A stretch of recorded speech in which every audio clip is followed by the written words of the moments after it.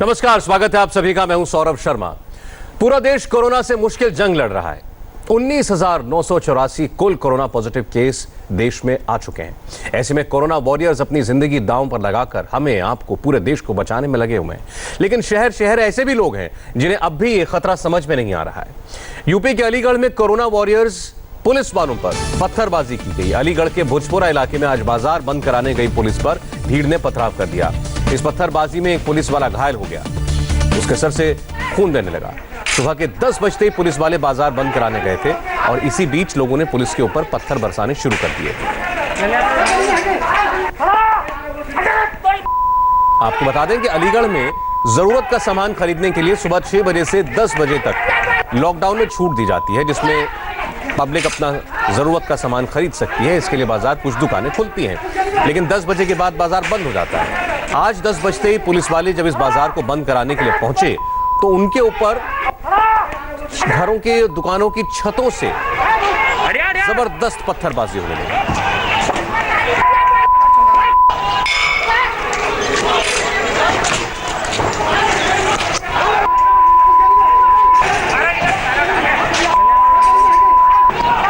बच के बच के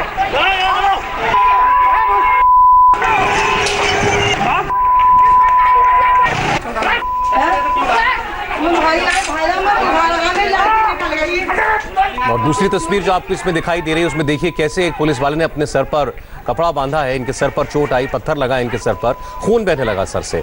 ये वो पुलिस वाले थे जो केवल जो दिशा निर्देश हैं उनका पालन कराने के लिए गए थे। और ऐसा नहीं, छूट नहीं थी बाजार खोलने की। 4 घंटे का समय रोज दिया जा रहा है इस इलाके में, लेकिन उसके बाद जब बाजार बंद करने की बारी आई तो पुलिस वालों के ऊपर पथराव हुआ।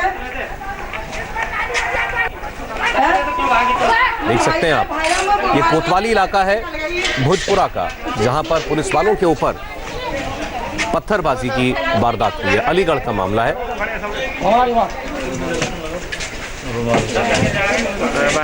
और उसके बाद पुलिस गलियों में इन पत्थरबाजों की तलाश करने के लिए निकली। पूरा सर्च ऑपरेशन चलाया गया।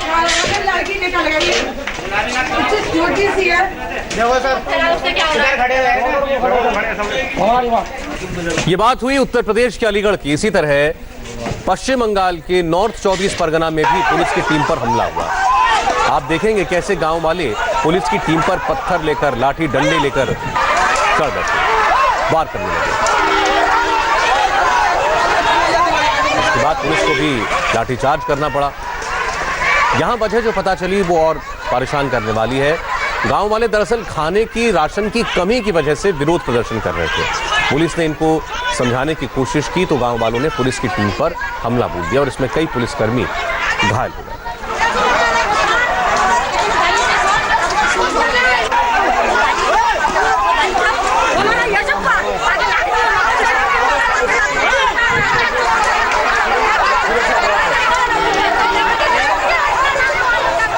और आपको अब इस वक्त की एक बड़ी खबर और बता दें। स्वास्थ्य कर्मियों के खिलाफ हिंसा रोकने और उन्हें संरक्षण देने के लिए कैबिनेट ने एक अध्यादेश को मंजूरी दी है।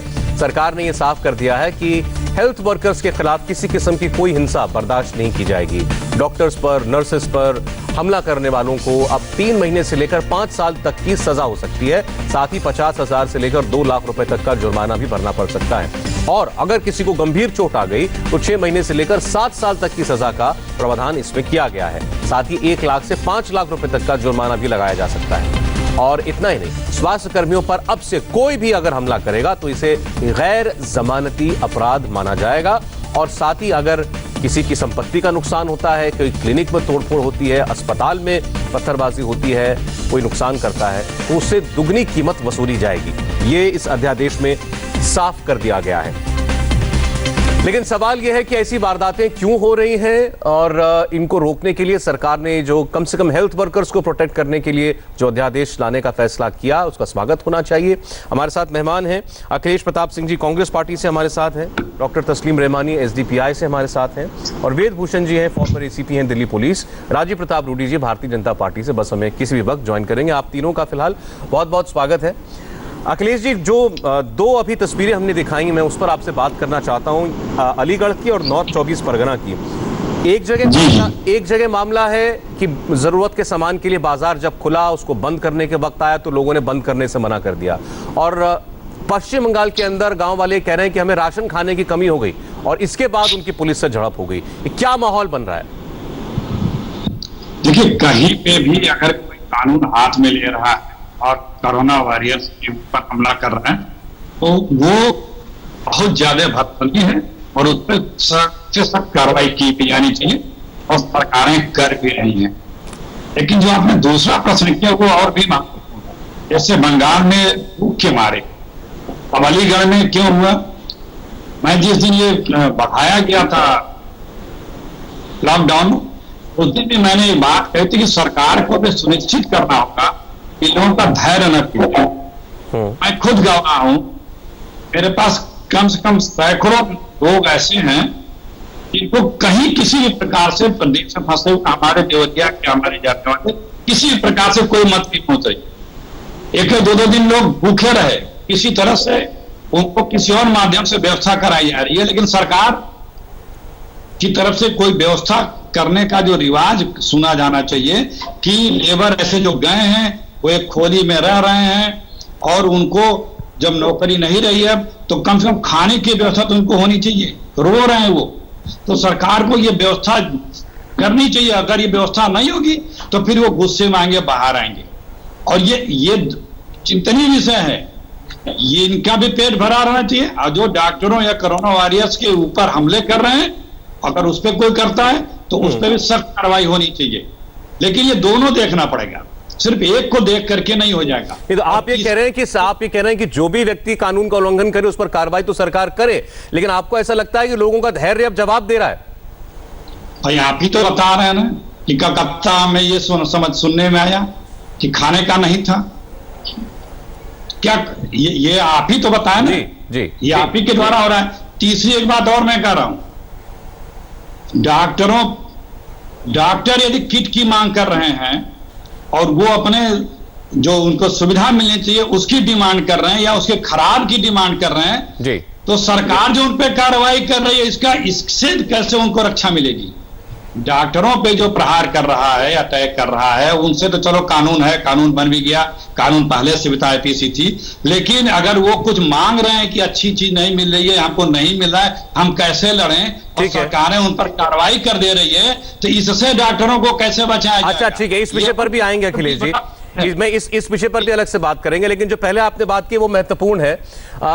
देश के किसी भी कोने के अंदर कोई उपद्रव होता है, पत्थरबाजी, जी ठीक है सर, कहीं भी कोई उपद्रव होता है तो उसको डील करने का पुलिस को पूरा अख्तियार है, सख्ती करने का कानूनन पूरा अख्तियार है, तस्लीम रहमानी साहब। लेकिन जो बात अभी अखिलेश जी ने कही, जो बातें कुछ जगहों से आ रही हैं, गांव में लोग बाग जो हैं, कहीं ऐसा लगता है कि लॉकडाउन के दरमियान चीजों की कमी होने की वजह से कह लें, या एक अनिश्चितता है कि ये आखिर कब तक चलेगा। इससे बिल्कुल जस्टिफाई तो नहीं किया जा सकता, लेकिन क्या एक वजह हो सकती है इस बिहेवियर की?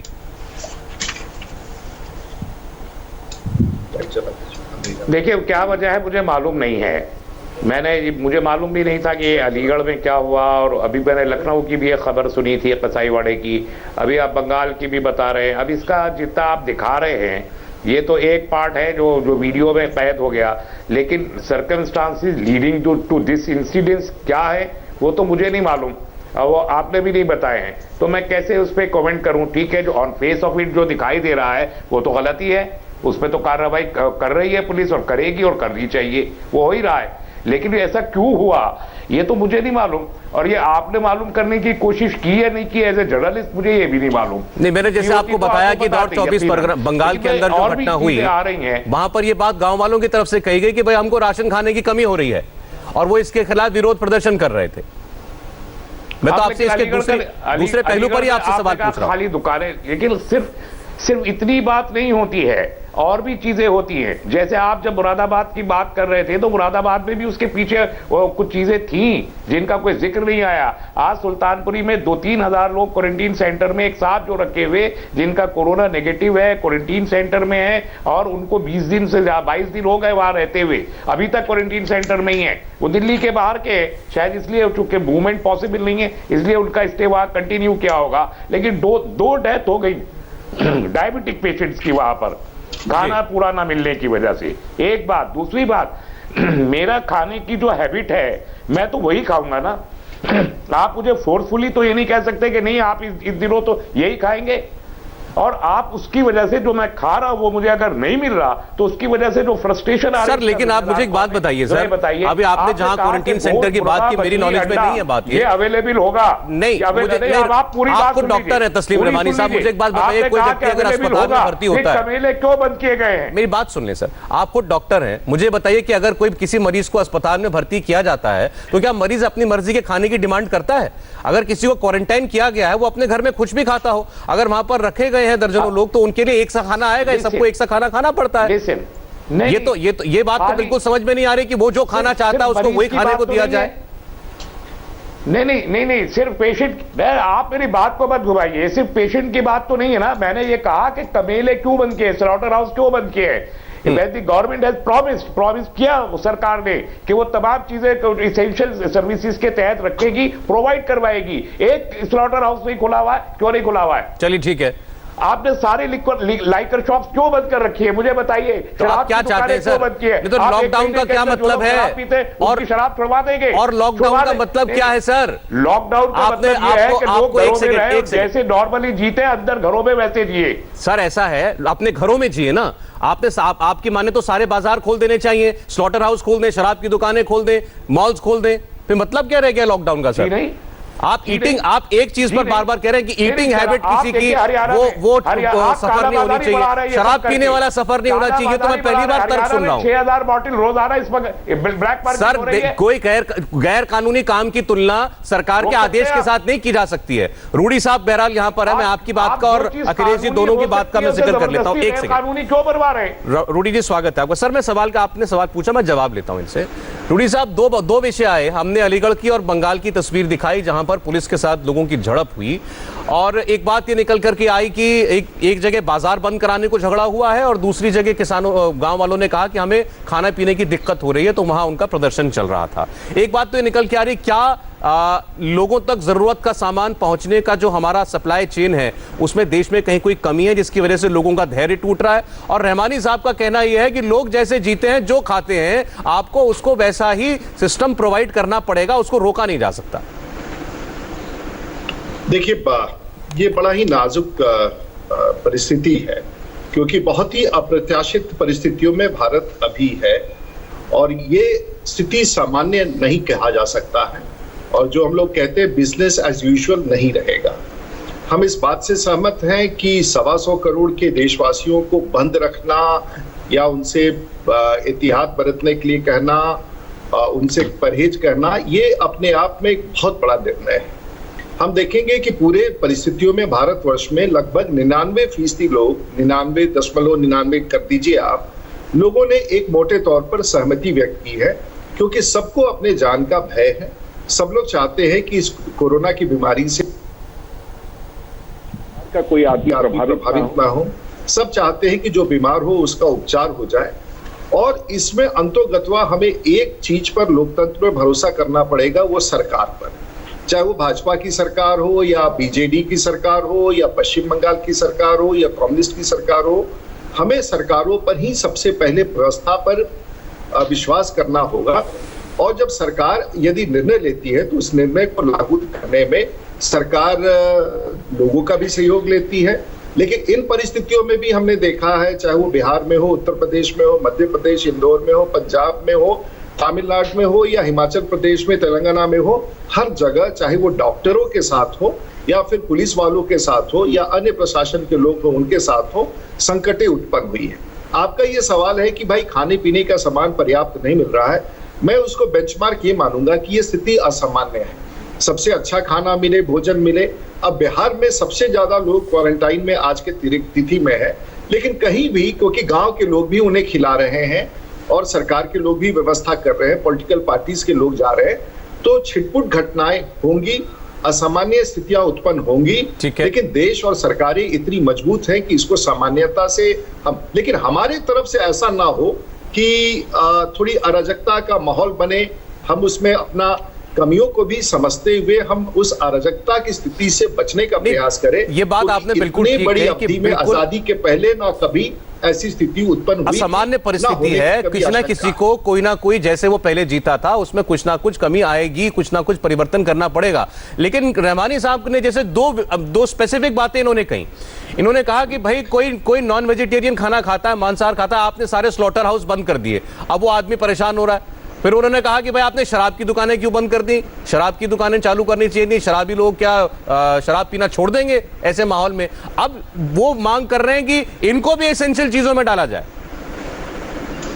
देखिए ये स्लॉटर हाउसेस बंद रहे, मैं मांग नहीं कर रहा हूं, मैं मांग नहीं कर रहा हूं, ये एग्जिस्ट करती हैं। मैंने कहीं समाचार में पढ़ा था कि 5 दिन कहीं लिकर शॉप्स खुले रहेंगे। राज्य सरकारों को देखिए अव्यवस्था उत्पन्न ना हो, अगर सरकार को लगता है इसके कारण अव्यवस्था हो या फिर फूड का अभाव हो या कोई ऐसी परिस्थिति हो, तो फूड एसेंशियल आइटम्स, और मैं नहीं समझता हूं कि उसमें नॉन वेजिटेरियन फूड पर रोक है।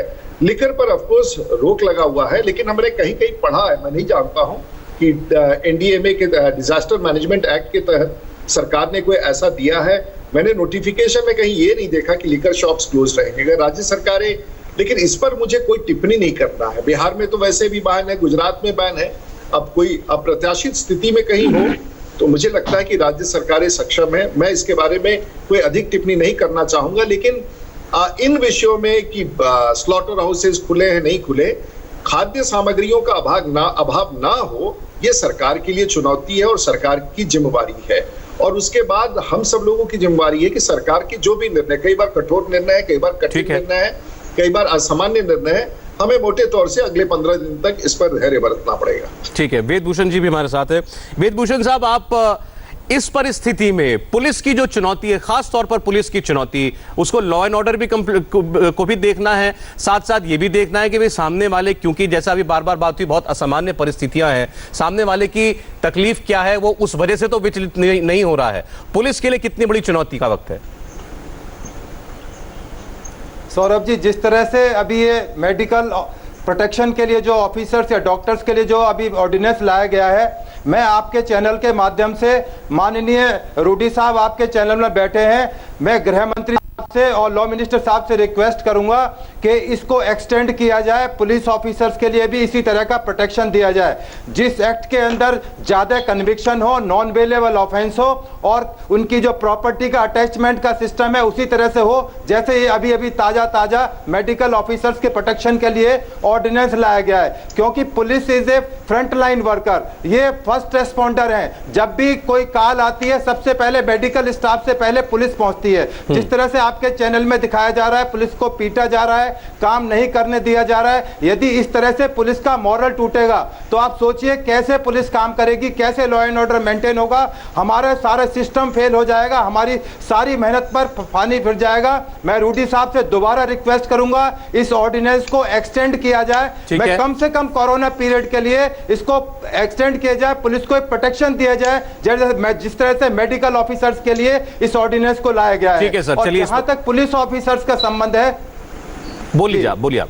इसके बाद आप देखिए पुलिस में जिस स्थिति में काम कर रही है, उनके पास ना प्रॉपर पीपीई किट है, ना उनके पास मास्क हैं, दूसरी फैसिलिटीज है नहीं, एडवर्स सर्कमस्टांसिस में काम करना पड़ रहा है, उनको कोई ट्रेनिंग इस तरह की नहीं दी गई है। मैं दोबारा आपसे रिक्वेस्ट कर रहा हूं कि कोई इस तरह का सिस्टम इजाद किया जाए, मेडिकल एक्सपर्ट्स पुलिस वालों को ये ट्रेनिंग दें, गाइडलाइंस बनाएं, डूज एंड डोंट नो जारी करें कि किस तरह पुलिस वाले अपने आप को संक्रमित होने से बचाएं और दूसरे उनके परिवार और दूसरे जो थाने में काम कर रहे हैं वो भी संक्रमित ना हो जाए। अच्छा, तो बड़ा महत्वपूर्ण प्रश्न है कि जो हमारे फ्रंट लाइन वर्कर्स हैं उनको कैसे हम प्रोटेक्शन बात आपकी बिल्कुल सही है, कहीं भी कुछ भी वारदात होती है। आजकल तो हेल्थ इमरजेंसी में भी पहले फोन जो आता है वो पुलिस को जाता है, पुलिस कर्मी सबसे पहले मदद के लिए पहुंचता है।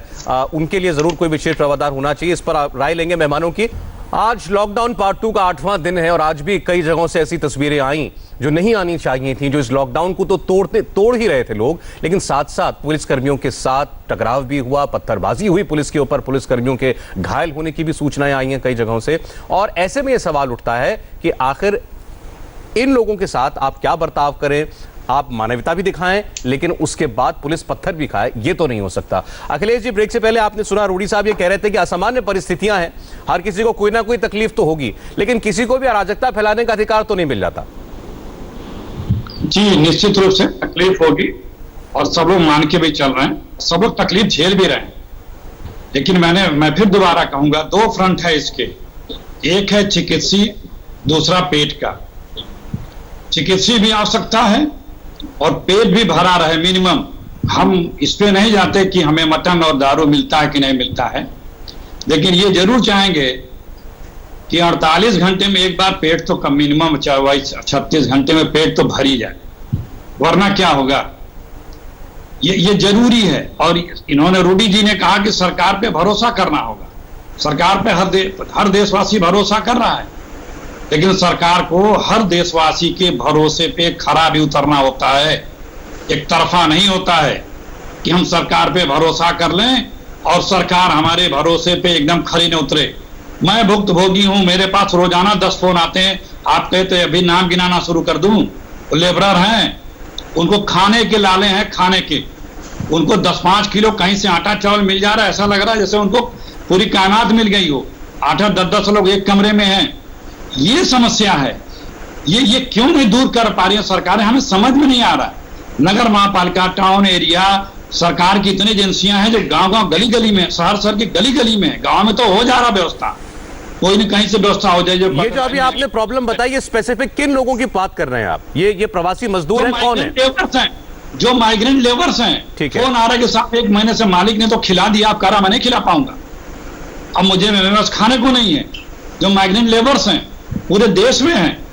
हमारी विधानसभा से कम 200 लोगों को मैं जानता हूं, जिनके टच में वो बड़ी समस्या में है। वो किसी तरह से कहीं से किसी अधिकारी को, किसी से कह के, किसी कांग्रेस के वर्कर से कह के उन तक मदद पहुंचाई जाती है। ठीक है। कई जगह कर्फ्यू लग गया है आपका अधिकार। तो ये प्रवासी मजदूरों की समस्या अभी तक हल नहीं हुई है। हमने पहले भी देखा था, रूडी साहब इस पर जवाब देना चाह रहे हैं आपको। जब लॉकडाउन के एक्सटेंशन की घोषणा हुई थी, उस वक्त हमने मुंबई से जैसे तस्वीरें देखी कि लोग जो थे वो आ गए थे सड़कों के ऊपर। अखिलेश जी कह रहे हैं कि उनकी परिस्थिति सबसे खराब है। देखिए, मैं फिर आपको कटु लगेगा, और आज की स्थिति में बिहार के सबसे ज्यादा माइग्रेंट लेबर्स पूरे भारतवर्ष में, और आपको लगता है मैं छपरा संसदीय क्षेत्र से हूं, और अभी तक मेरे कंट्रोल रूम में जब मेरे कार्यालय है उसमें 23,000 कॉल आए, और अभी तक जो टोटल संख्या जिन लोगों ने रिक्वेस्ट किया है पूरे भारतवर्ष से वो 27,601 है। और हम सिर्फ सरकार पर निर्भर नहीं है, हमारे जैसे लोग जो है, हम सिर्फ सरकार पर निर्भर नहीं, हमारी पार्टी है, और अखिलेश जी तो कांग्रेस पार्टी के सदस्य है। इस समय तो दायित्व है कि हम सब अपने पार्टी का भी उपयोग करें। आप तो 50-55 वर्षों तक देश में शासन किए, जहां सरकार नहीं पहुंच पा रही है उस दिन हमारी ड्यूटी है कि हमारे कार्यकर्ता, हमारे वर्कर्स, और आज पूरे भारतवर्ष में मैं ये दावे के साथ कह सकता हूं कि भारतीय जनता पार्टी के कार्यकर्ता, आरएसएस के कार्यकर्ता और हजारों की संख्या में एनजीओज इन गरीबों तक। ये बात नहीं, रूडी साहब, ये बात ठीक है। उनका सवाल दूसरा, ये जो हमने ये सुना था कि देश में सरकार पर ही उंगली उठाना चाहे तो ये बड़ा आपत्तिजनक है। सरकार पे उंगली उठाने का नहीं है। एक सेकंड रूडी साहब, रूडी जी, आपके जैसा व्यक्ति कभी एक बार विधायक रहा है तो कम से कम 10, 15, 25 किसानों का, गरीबों का, माइग्रेंट का ख्याल कीजिए। रूडी साहब, मेरा एक सवाल है आपसे, है आप लोग लोगों की मदद भी कर रहे हैं सब है। मैं आप ही का सवाल अखिलेश जी आगे ले जा रहा हूँ। एक सेकंड, हमने ये सुना था, मुझे एक सवाल पूछने दीजिए, उसके बाद आप बोल लीजिएगा। आप नहीं, मैं बोलूंगा। आप, अरे सर, मेरे पास एक सवाल है पूछने के लिए, मुझे तो पूछने दीजिए, आप बोल लीजिएगा। मेरा सवाल ये है, मेरा बहुत महत्वपूर्ण बात इन्होंने उठाई, मैं आपकी बात को होने दूंगा सर, नहीं काटूंगा आपकी बात को, नहीं काटूंगा आपकी बात। मैं आपने जो प्रश्न उठाया बड़ा प्रश्न है, मैं इसका स्पष्टीकरण चाहता हूं कि हमने ये सुना था कि देश में सारी सरकारें, सारी राज्य सरकारें, केंद्र सरकार, सबने ये कहा कि भाई राशन कार्ड या किसी और आइडेंटिफिकेशन को आड़े मत आने दीजिए। जो व्यक्ति आपको मिलता है उसको राशन, वो राशन मांगता है उसको राशन दीजिए। आज लॉकडाउन को 4 हफ्ते होने जा रहे हैं, क्या हम ये व्यवस्था सुनिश्चित नहीं कर पाए अभी तक? रूडी जी, देखिए, अगर सचमुच 20 दिन का समय ऐसा दिन होता है कि अगर 24 घंटे किसी को भोजन ना मिले तो बीमार पड़ जाता है, और 5-6 दिन भोजन ना मिले ये मुझे गर्व है इस लोकतंत्र पर, पूरे भारतवर्ष के लोगों पर, कि अभी तक कोई भी ऐसी सूचना नहीं मिली है कोई भूखा पेट से सोया हो और अगले दिन उसकी मृत्यु हो गई हो। तो ये अपने आप में 125 करोड़, आज अगर पूरे दुनिया में लॉकडाउन है 1.7 बिलियन पीपल, तो उसमें 1.3 बिलियन पीपल भारत में है। अगर आप इस पूरे परिस्थिति को देखें तो मुझे लगता है कि अखिलेश जी को इस बात का बड़ा पीड़ा हो गया है, क्योंकि मैंने कह दिया है कि उनकी पार्टी है और वो भी एक बार के विधायक रहे हैं, तो कम से कम छोटी छोटी जिम्मेवारियां अगर हम लोग लेते रहे तो शायद ये मुझे चलिए। अच्छा ठीक है सर, एक अखिलेश जी आप और रहमानी साहब दोनों इस पर रिएक्ट करना चाह रहे हैं। अखिलेश जी अपनी बात के लिए, फिर रहमानी साहब आपके पास आता हूँ। बोलिए अखिलेश जी। देखिए, सबसे पहले मैं रूडी जी का धन्यवाद कहूंगा कि उन्होंने कम से कम आज इस बात को स्वीकार लिया कि सरकार उनकी सब कुछ नहीं कर पाएगी, उनके भरोसे न रहें, राजनीतिक दल और सामाजिक संस्थाएं भूखे लोगों को राशन पहुंचा दें। ये उन्होंने बड़े स्पष्ट शब्दों में स्वीकारा भैया, और कहते हैं कि कुछ लोग कर लें, अपने आप व्यवस्था कर लें, राजनीतिक दल व्यवस्था कर लें, समाज सेवी व्यवस्था कर लें, बस सत्ता में बैठ के आप लोग मलाई खाते रहिए और बंदिशें लागू करते रहिए, व्यवस्था के नाम पे कहिए कि आप कर लीजिए। ये 6 साल से यही आ रहा है। 6 साल से ये सरकार सिर्फ ये लागू कर दे रही है और उसके बाद समस्याओं के बाद जब आ रहा है तो कह रही है कि आप स्वयं निपट लीजिए, लोग निपट लें। ऐसी है हमारी सरकार और इसके बाद स्वीकारा रूडी जी ने। हम रूडी जी को इस एकदम बेबाकी की स्वागत करते हैं। दूसरी बात भाई सुनिए, भूखा आदमी अगर शारीरिक रूप से सक्षम है तो भूख से मरने से पहले हाथ पैर चलाता है, ये हर किसी को पता है। तो सरकारों को इस पर ध्यान देना चाहिए। अब तीसरी बात जो मैं बार बार कह रहा था कि हमारे यूपी के डॉक्टरों ने, डायरेक्टर ने और यूपी की सरकार ने सारे मेडिकल किट जो नकली आए थे, जो अंडर मार्क थे, वो रिजेक्टेड थे, वो वापस कर दिए। केंद्र सरकार ने क्यों ऐसा जियो जारी किया कि ये सप्लाई केंद्र सरकार करेगी, प्रदेश सरकार नहीं करेगी? क्या इंटरेस्ट था केंद्र सरकार का? और करने के बाद उसने इतने घटिया सामान क्यों सप्लाई किया? 4 दिन पहले आप लोगों ने टीवी पे भी दिखाया कि पीपी किट सारे खराब हैं और वो अप टू द मार्क नहीं वापस किए जा रहे हैं। तो ये तो चीजें हैं, ये तो सरकार को भी, ये भी तो देखनी है सरकार को, लेकिन सरकार नहीं देख रही है। कौन बीच में कमीशन खा रहा है, क्यों घटिया माल आ रहा है, क्यों इसमें भी लापरवाही की जा रही है? अखिलेश जी, आपका सवाल का दूसरा हिस्सा तो उन्होंने सुन लिया, उनका फोन पहले कटा हुआ था, तो मैं पहले वाला पार्ट आपका उनको बता दूं। रूडी साहब, अखिलेश जी आपको धन्यवाद दे रहे थे कि आपने स्वीकार किया कि आपकी सरकार अक्षम है और आप लोगों से अपील कर रहे हैं कि अपना बंदोबस्त आप लोग खुद कर लीजिए, कि आप लोग बंदिशें लगाए सरकार और व्यवस्था करें, पॉलिटिकल पार्टी, स्वयंसेवी संगठन या आदमी खुद भूखा मर रहा है तो अपने आप खुद वो बंदोबस्त कर लीजिए का। देखिए, बड़ा अच्छा है, क्योंकि एक तो पॉलिटिकल पार्टीज जिनका अस्तित्व समाप्त हो रहा है, उनको बड़ी घबराहट होती है इस चुनौती से कि पॉलिटिकल वर्कर्स भी कुछ कर रहे हैं। शायद उन्होंने ये समझने का कोशिश नहीं किया, क्योंकि उनका आरोप था सरकार नहीं कर रही है। हमने कहा कि सरकार जितना कुछ कर सकती है कर रही है। उसके बाद इंसानियत के नाते भी व्यक्तियों की जिम्मेवारी होती है पड़ोस के व्यक्ति को भूखा ना सोने दे, और पॉलिटिकल पार्टीज की तो बड़ी चुनौती होती है।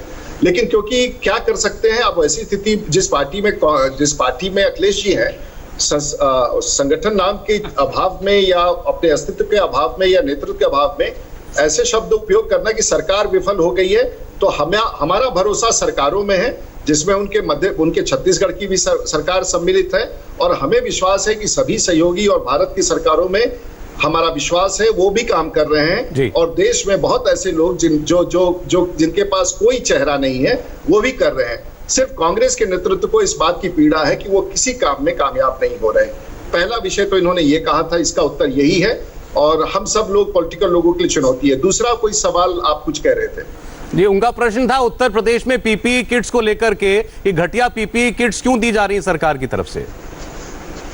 देखिए, सरकार कभी भी किसी चीज में घटिया, क्योंकि उन्होंने कहा कि अभी एक पता नहीं क्योंकि जिसमें वो फोर्स से लेके फलाने अपराधों का सरकार में करप्शन का था, वो रिश्वत का बात अभी ले आए हैं। अभी तो सामान ही नहीं मिल रहा है, इनको रिश्वत भी दिखने लगा।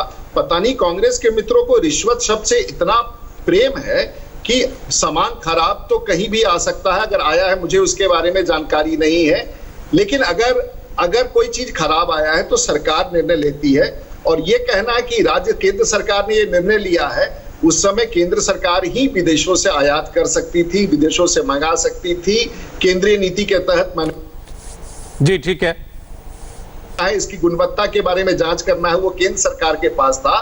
तो अखिलेश जी, कमीशन के बारे में जो आपकी रुचि दिखी, तो शायद इसी वातावरण में आप लोगों को जीने का अनुभव है, इसलिए हर चीज में कमीशन कांग्रेस के मित्रों को दिखता है, ये बड़ा निराशाजनक है। अभी तो हम लोग कोविड से अच्छा चलिए ठीक है सर, और अगर कहीं कोई आपने लेकिन जो दूसरी बात कही थी तो पहले, आपने कहा था कि देश में ये दिन अभी नहीं आए कि भुखमरी की हालत किसी के सामने भी आ जाए। तस्लीम रहमानी साहब उस पर कुछ कह रहे थे उस वक्त, बोलिए रहमानी जी। देखिए, मैं कह रहा था कि रूडी जी फरमा रहे हैं कि सरकार ने दिशा निर्देश दिए हैं और लोगों ने माने हैं, ये सही है। जो आप 99 कह रहे हैं, मैं थोड़ा सा कंजर्वेटिव होकर 95% लोगों ने पूरे तौर पर पालन किया है। जो कुछ सरकार कह रही है, अब तो किसी चीज पे सवाल उठाया ही नहीं है, जो थोड़ी छोटी मोटी उन्हीं की बात कर रहे हैं। लेकिन खाली सरकार कितना विश्वास कर रही है लोगों पे, ये एक बड़ा सवाल है। खुद सरकार ने कहा कि बंगाल की जो सरकार है वो ठीक से स्टैटिस्टिक्स नहीं दे रही है, ये हमने नहीं कहा, ये सेंट्रल गवर्नमेंट ने वेस्ट बंगाल की सरकार को कहा है। तो ये तो आप विश्वास कुछ चीजों पे आपको भी करना पड़ेगा। एनजीओज का आप कोई जिक्र ही नहीं कर रहे। आप यकीन कीजिए कि सरकार के बस की बात नहीं थी कि लोगों को खाना खिला देती वो। आज की तारीख में मेरे घर के नीचे स्कूल के बाहर दिल्ली सरकार का कुक फूड बंट रहा है, अगले स्कूल में राशन बंट रहा है, दोनों चीज बंट रही है। ठीक है, सरकार की है, इसके बावजूद मेरे पास फोन कॉल्स की बड़ी तादाद मौजूद है। वो जो व्हाइट कॉलर बाहर नहीं निकलता, जिसके हाथ में राशन कार्ड भी नहीं है, जो हाथ भी नहीं फैला सकता, वो भी भूखा है, उसका भी पेट किसी को भरना है, उसके खाते में पैसा नहीं जा रहा है, 500 रुपए से कुछ होता भी नहीं है और वो उसको मिल भी नहीं रहा है। उसको हम जैसे लोग कहीं ना कहीं खामोशी से कुछ ना कुछ करते हैं। 5000 लोगों को शुरू के हफ्ते में मैंने खुद अकेले डील किया। रहमानी साहब, वही तो बात हो रही थी ना, सवाल वही था कि क्या चाहे समाज एक दूसरे के लिए करे, चाहे समाज करे या सरकार करे, लेकिन ये काम हो रहा है कि नहीं हो रहा है? सौरभ जी, नहीं, लेकिन समाज के इस काम को मानिए, मैंने वही कहा कि इसके बावजूद 600 के करीब आज की तारीख तक कोविड में लोग मारे गए, तो 300 लोग भूख से मारे गए, उसका कोई जिक्र नहीं है। 300 के करीब लोग भूख से मारे जा चुके हैं। रूडी साहब ने भी कहा ऐसा तो कोई वाकया सामने नहीं आया। आप तिरस्कारित कर रहे हैं। आप एक ऐसा आंकड़ा दे रहे हैं, आप एक ऐसा आंकड़ा दे रहे हैं जो मुझे नहीं पता आपके पास कहां से आया, जो पैदल जाते हुए आज तक जा रहे हैं। नहीं, आप लेकिन ये कहना कि 300 लोग भूख से मर गए, आप बड़ा स्पेसिफिक फिगर दिया है आपने। मुझे आकाशवाणी और भविष्यवाणी नहीं हो रही है, सब मीडिया में मौजूद है, स्टैटिस्टिक भी रूडी साहब भी जानते हैं बहुत अच्छे तरीके से। अभी आप निकलिए, अभी जाइए दिल्ली में आप, और दिल्ली के जितने रैन बसेरे जो उजड़े हुए पड़े हुए अपने चैनल से निकाल के बता रहे हैं, ओपन स्काई इसके नीचे। रहमानी साहब को अपना पर्सनल गूगल चलता है इनका, एक नहीं पर्सनल गूगल है इनका, जिससे जानकारी आपको दे रहे हैं। हिंदुस्तान में जानकारी, मैं न्यूज पोर्टल्स के नाम एक बड़े चैनल पे बैठ के दूसरे चैनल आपका चैनल है, अरे आप तो मैं आपको प्राइवेटली बताऊं, आपको मालूम है, मुझे बताने की जरूरत नहीं, आप जानते हैं। रूडी साहब कुछ कह रहे हैं, बोलिए। आपके पोर्टल पे जाने, मैं गूगल नहीं हूँ, मुझे भी ठीक आता हूं मैं। वेदभूषण जी एक मिनट, आप एडमिट क्यों नहीं करना चाहते? आप ठीक है सर, एक मिनट रूडी जी बोलिए। तो नहीं है सरकार हर दिशा में हर तरह से कंप्लीट हो, ये कैसे हो सकता है? ठीक है रहमानी, तो इस बात का जरूर अगर कोई कभी आपसे हो रही है तो आपको मान लेने में क्या? रहमानी साहब ठीक है, सुनिएगा, 300 सुनिएगा दुनिया को नहीं पता, रहमानी साहब आपकी नॉलेज सबसे रहमानी साहब दुनिया में। वेदभूषण जी एक मिनट, आज आवाज कम जो आप निकाल के लाए हो, बोलिए रूडी। रहमानी साहब, मैं समझ सकता हूं कि आज के परिस्थितियों में अगर बहुत लंबे अरसे से तो घर में कोई रहे तो मानसिक रूप से उस पर दबाव पड़ता है, क्योंकि रहमानी साहब क्या पक्ष रख रहे हैं और क्या पक्ष का विरोध कर रहे हैं, कम से कम मेरे समझ में तो नहीं आ रहा है।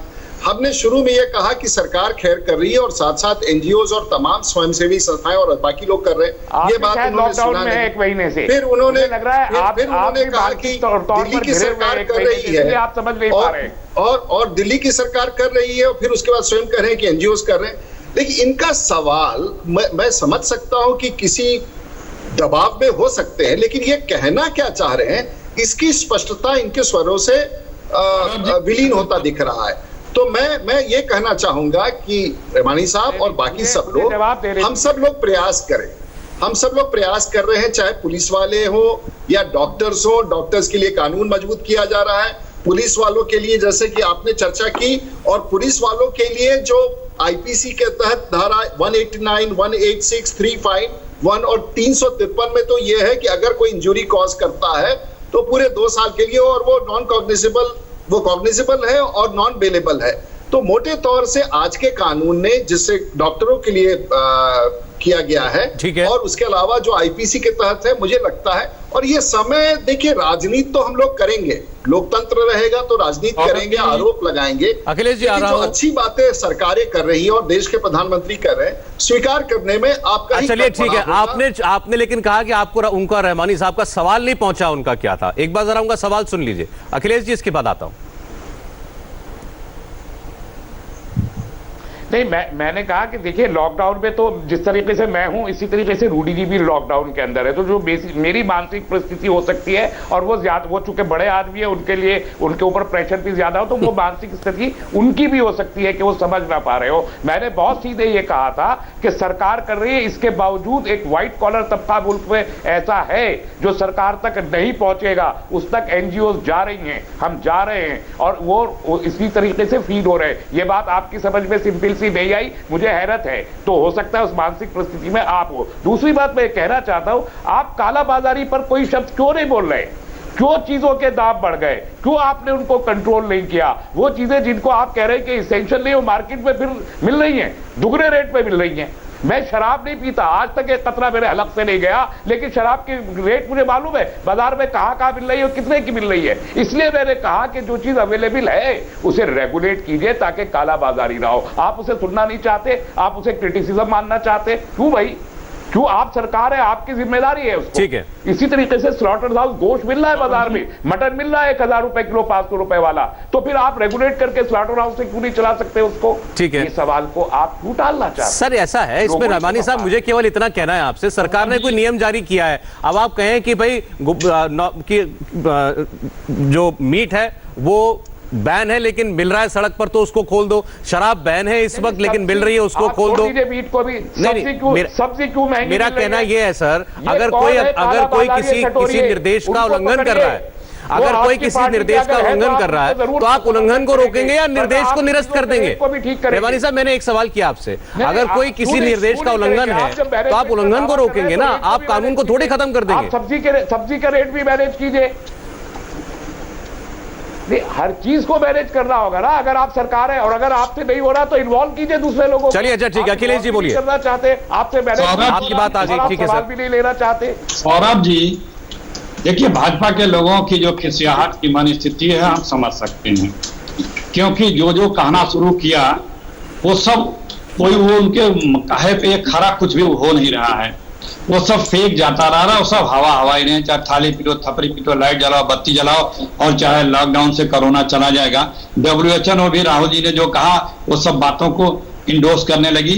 तो अब बीजेपी बौखलाई हुई है। वो हमारे रूडी साहब भाई के, मेरे जो भाई हैं, उनके बातों से साफ साफ झलक भी रहा है कि किस तरह से ये लोग जो कहते थे वो सब मिथ्या निकल रहा है। तो थोड़े परेशान है, वाजिब है, हमारी सिंपैथी है इनके साथ, इस घड़ी में परेशान है। देखिए, दिल्ली में भी एक परिवार का वीडियो आया कि किस तरह से उसके फादर कोरोना पेशेंट है, कैसा उसके साथ व्यवहार हो रहा है। गुजरात में 25-30 कोरोना पेशेंटों को न वीडियो वायरल हुआ, देखा गया कि सरकार वहां की या अस्पताल प्रशासन किस तरह से उनको ट्रीट कर रहा है। 18 घंटे से बाहर खड़े, बेचारे परेशान हैं। तो ये जो सिस्टम का फेल्योर हर जगह दिखने लगा है, बहुत जगह मीडिया में नहीं आ रहा है लेकिन स्थानीय जगह पे आ रहा है, तो इससे ये लोग बौखला गए। इनके पास सिर्फ एक मैकेनिज्म है, चुनाव लड़ने का, उनके अलावा बीजेपी के पास। आप अखिलेश जी, क्या आप ये कहना चाहते हैं कि ये सरकार कोरोना के संकट को मैनेज नहीं कर पा रही है? क्या ये आरोप है आपका? एकदम फेल है।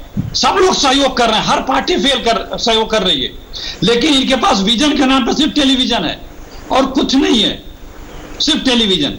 विजन है नहीं। अरे भाई, आप टेस्टिंग नहीं करा पा रहे हो, आप लोगों को सुविधा नहीं दे पा रहे हो, आप लोगों के खातों में पैसे नहीं दे रहे हो, $0 पे तेल मिल रहा है, पैसे कमा रहे हो, आप लोगों के अकाउंट में नहीं डाल रहे हो। कांग्रेस बार बार करिए कि सबका अकाउंट ठीक है। नंबर है, डाल दो पैसे यार, 2-4-5 डाल दो, जरूरत ही नहीं होगी घूम घूम के। आपने हर जगह, हर प्रदेशों में 200, 300, 150 करोड़ रुपए लोगों को पूरी सब्जी खाने के लिए पैसे रिलीज किए हैं। इतने पैसे बहुत जगह तुम अकाउंट में डाल देते तो सीधे उनको फायदा मिल गया। चलिए अच्छा ठीक है। हालांकि आपने जितने बातें की इसमें से बहुत से काम करने का दावा सरकार कर रही है, लेकिन आपके प्रश्नों का जवाब रूडी जी देंगे। ब्रेक से पहले अखिलेश जी ने कई सारे प्रश्न उठाए और एक मोटा आरोप उन्होंने लगाया रूडी साहब की सरकार से नहीं संभल रहा कोरोना।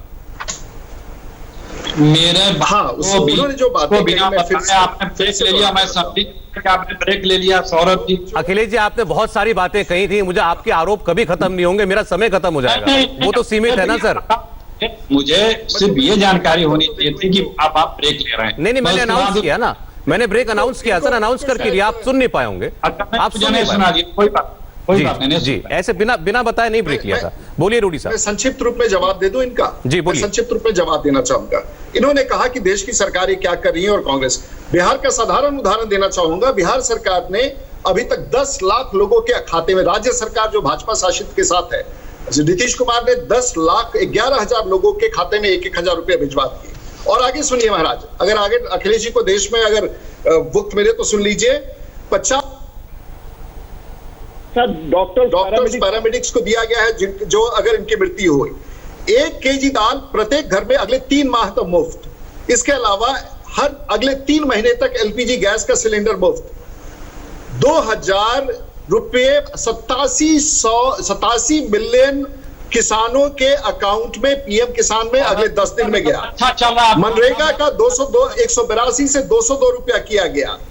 और इसके अतिरिक्त ईपीएफ में जो था वो 100 लोगों से कम, उसमें भी वृद्धि की गई जी। इसके साथ साथ आप देखेंगे कि तमाम, और सबसे बड़ा है कि 87 मिलियन, 1/10वां हिस्सा किसानों के खाते में 2-2 हजार रुपया। अखिलेश जी, आपकी सरकार ने कभी जिंदगी में या अपने कार्यकाल में इस तरह का नहीं किया हो, तो कृपया इन सब आंकड़ों को भी पढ़ के आए, जिसके खाते में ऐसे ही पूरा भारत शांत नहीं है, ऐसे ही पूरा भारत शांत नहीं है, कुछ किया है ऐसे ही पूरा भारत शांत नहीं है। इसके पीछे और 4 करोड़ महिलाओं के जनधन खाते में सरकार ने 30,000 करोड़ रुपए भेजे हैं। जी ठीक है। आखिर ये देश इतना शांत इसलिए है कि उससे सरकार पर और देश के प्रधानमंत्री पर और अपनी राज्य सरकारें, दुर्भाग्य से कांग्रेस की राज्य सरकारें तो भारतवर्ष में एक ही जगह है, तो इनको तो अनुमान भी नहीं होगा कि सरकारी शासन चलिए ठीक है, आप जो बात कह रहे हैं वेदभूषण जी से उसका जवाब चाहता हूं। अभाव में वेदभूषण साहब, बड़ी कठिनाई है, हम समझ सकते हैं। रूडी साहब जो कहना चाह रहे हैं उसका आशय शायद ये है कि अगर लोग घरों में भूखे बैठे होते, लोग अगर इतने परेशान विवल होते तो अराजकता नहीं मचा देते देश में।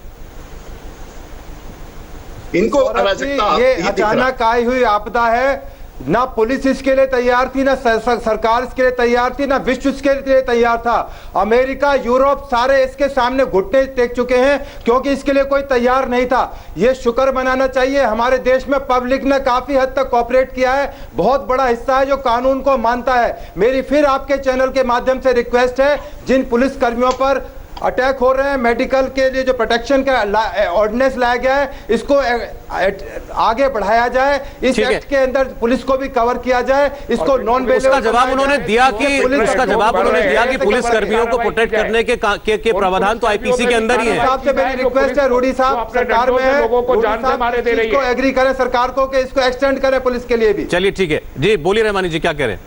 नहीं, आपको अच्छी खासी इम्प्यूनिटी हासिल है, अच्छी खासी पुलिस को हासिल है, इसके बावजूद पुलिस की जो ब्रूटैलिटीज है वो आज भी जारी है।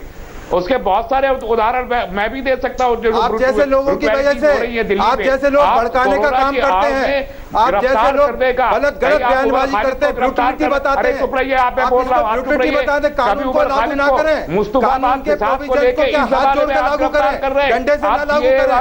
आप जैसे लोगों की गैर जिम्मेदाराना बात की वजह से लोग सड़क पर आ जाते हैं।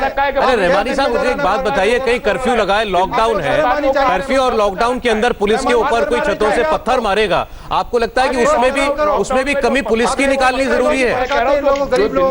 भाई आप पुलिस की कमी टिप्पणियां और किसी वक्त में बता सकते हैं। आज की परिस्थिति में लॉकडाउन को नियंत्रित रखने के लिए पुलिस, अगर ये एक पुलिस वाले ने ये कहा कि हमें कुछ और प्रोटेक्शन चाहिए, तो इसमें कौन सी इतनी विचित्र बात हो गई सर? एक एक करके बोलिए सर, एक एक करके बोलिए। आपकी आंखों में चश्मा नहीं है? एक वेदभूषण जी, 1 मिनट, वेदभूषण जी 1 मिनट, समय खत्म हो रहा है, 1 मिनट, 1 मिनट। कम्युनल एजेंडा को चला रहे। अरे भाई रहमानी साहब 1 मिनट, अब आप एक विषय से दूसरे विषय पर जंप कर रहे हैं। मेरी बात सुनेगा रहमानी साहब, रहमानी साहब, रहमानी साहब, रहमानी साहब 1 मिनट सर, बात सुनिए, बात सुनिए। वेदभूषण जी आप बिल्कुल ना बोले 1 मिनट के लिए। मेरा रहमानी साहब आपसे सवाल ये था कि आपने इसको तुरंत जो है पुलिस ब्रूटैलिटी के साथ और कम्युनल एंगल के साथ जोड़ दिया। सर आप बात सुन लीजिए प्लीज। आप इन्होंने क्या ऐसी गलत मांग कह दी? इन्होंने सिर्फ इतना कहा कि आज के दौर में भी पुलिस जाती है एनफोर्स कराने के लिए सरकार की गाइडलाइंस को, तो वहां अगर उनके साथ मारपीट हो रही है, पत्थरबाजी हो रही है, तो इनको हमें कोई लीगल प्रोटेक्शन मिलनी चाहिए। आप तो कोई गलत बात कह ही नहीं सकते। पुलिस की लाठी से कितने लोग मरे हैं, आप तो इसको कम्युनल बना रहे हो, इसको भी कम्युनल सर तो क्या उस पर पुलिस पर मुकदमे नहीं चलते? उसके लिए पुलिस पर मुकदमे भी चलते हैं। शर्म आनी चाहिए आपको। आप इसको भी कम्युनल बना रहे हो, पुलिस भी आर्मी। चलिए समय खत्म हो रहा है जी। अखिलेश जी 10-15 सेकंड का वक्त है मेरे पास, बोलिए। अखिलेश जी के बाद से दीजिए केवल। सौरभ जी, चाहे पुलिस कानून हाथ में ले या जनता, दोनों की प्रशंसा नहीं की जा सकती। दूसरी बात, अभी रूडी जी ने कहा कि 4 करोड़ जनधन अकाउंटों में 500 रुपए दिए गए। क्यों भाई 4 करोड़ में क्यों दिया आपने? 38 करोड़ जनधन अकाउंट हैं और 8 करोड़ रुपए तो आपने 8,000 करोड़ रुपए तो आपने जनधन के मिनिमम बैलेंस मेंटेन करने पे आपने बैंकों ने वसूल लिए जनधन अकाउंट से। ये आपने पार्लियामेंट में बताया। ठीक है सर, ठीक है। बस समय खत्म हो गया। अखिलेश जी आपका सवाल तो आ गया, जवाब किसी और रोज ले लेंगे, लेकिन समय इतना ही था। रूडी साहब, अखिलेश जी और वेदभूषण जी, तस्लीम रहमानी साहब, बहुत बहुत धन्यवाद आप लोगों का।